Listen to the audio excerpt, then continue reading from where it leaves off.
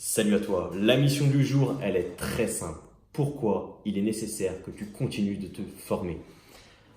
Pour la plupart des personnes, et moi le premier, après l'école, on n'a pas forcément envie de se former. On a une mauvaise image du fait de se former. Effectivement, à l'école, tu as peut-être ce souvenir-là, de passer des heures assis sur une chaise à écouter des personnes parler, des professeurs parler, pour t'enseigner des choses qui, tu le sais par avance, ne te serviront pas dans ta vie.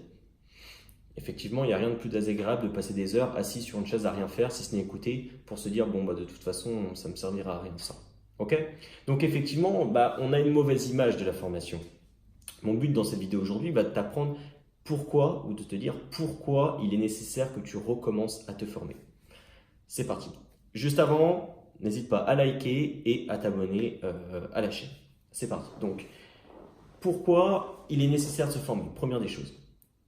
Il faut bien faire la distinction entre les connaissances utiles et les connaissances inutiles.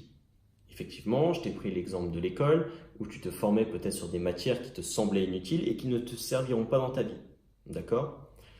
C'est ce qu'on peut appeler des connaissances inutiles.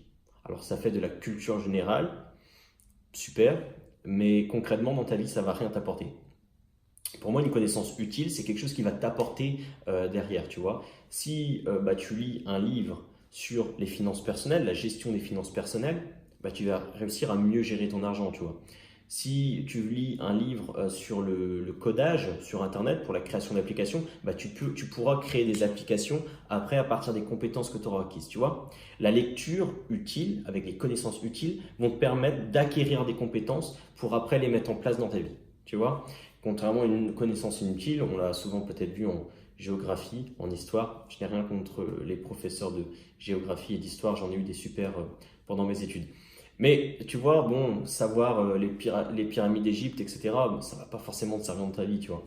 Donc voilà, si ce n'est encore une fois augmenter ta culture générale et te la péter autour d'un repas en famille. La deuxième des choses, c'est une habitude de riche possible aux pauvres. Effectivement, on pense souvent que les riches ont accès à beaucoup de choses que les pauvres n'ont pas, et c'est vrai. Mais il y a une chose que l'on peut avoir accès facilement, gratuitement, ou du moins pour un coût très faible, c'est les connaissances, c'est la lecture, c'est le fait de se former.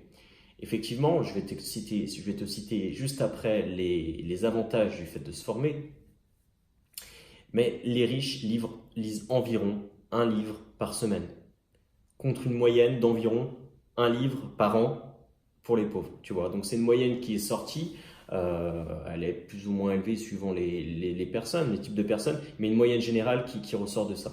Un livre par semaine pour les personnes riches financièrement et un livre par an pour les personnes pauvres financièrement.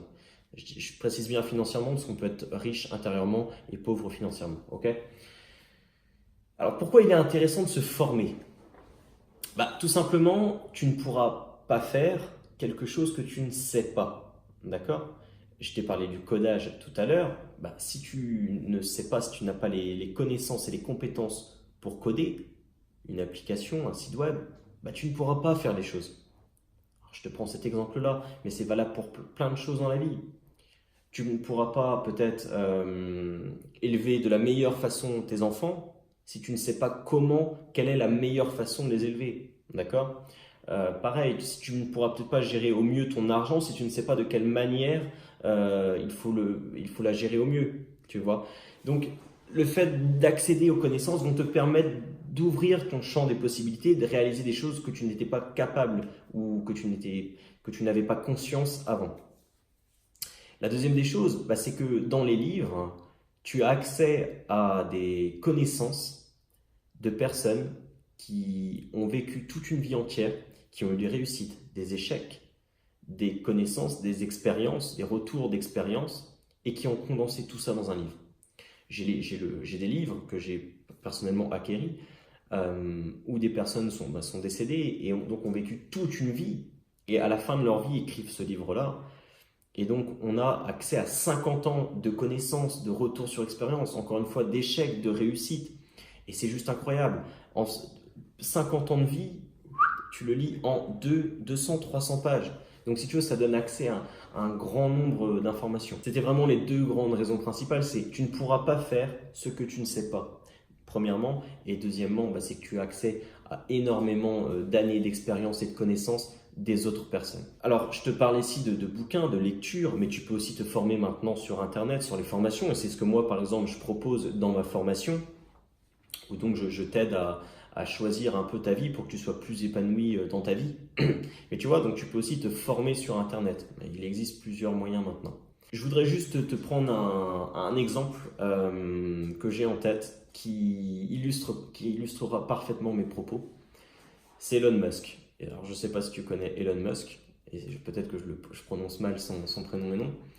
Mais du coup, c'est une personne, Elon Musk, c'est le créateur de Tesla, la personne qui veut aller sur Mars, et qui veut coloniser Mars du moins. Et bien cette personne-là, tu vois, dans l'aérospatiale, elle est partie de rien, elle n'avait aucune connaissance. Et il le dit dans ses interviews, il s'est formé en lisant des dizaines et des dizaines de livres sur le sujet de l'aérospatiale. Et il a construit avec, bien sûr, il avait des moyens financiers importants, et il avait une équipe qu'il a bâtie de lui-même, mais il a réussi à révolutionner l'univers de l'aérospatiale qui était bloqué depuis des années, qui stagnait depuis des années. D'accord ? Tout simplement parce qu'il a lu des dizaines et des dizaines de bouquins. Bon, effectivement, je pense que la personne, Elon Musk, doit avoir une intelligence plus haute que la moyenne, mais je ne te parle pas d'aller coloniser Mars, d'accord ? Je te parle vraiment de changer juste ta vie, ou du moins une partie de ta vie. Et donc, en partant de rien, et juste en se formant, il a réussi à réaliser des choses incroyables, et il a pour projet d'aller coloniser Mars. Est-ce qu'il réussira? Ça, l'avenir le dira. Au jour où je vous parle, ce n'est pas fait. Mais voilà, tout simplement. Donc tu vois, encore une fois, le but n'est pas d'aller coloniser Mars, mais juste de changer une vie ou une partie de ta vie, et c'est largement réalisable grâce aux connaissances que tu vas acquérir grâce aux autres. Et je finirai du coup cette vidéo par te dire que tous tes rêves, tes projets, tes envies commencent ici, tu le sais.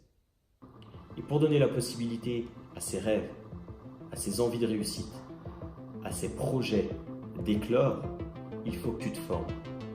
Alors maintenant, tu sais ce qu'il te reste à faire. Passe à l'action. Maintenant.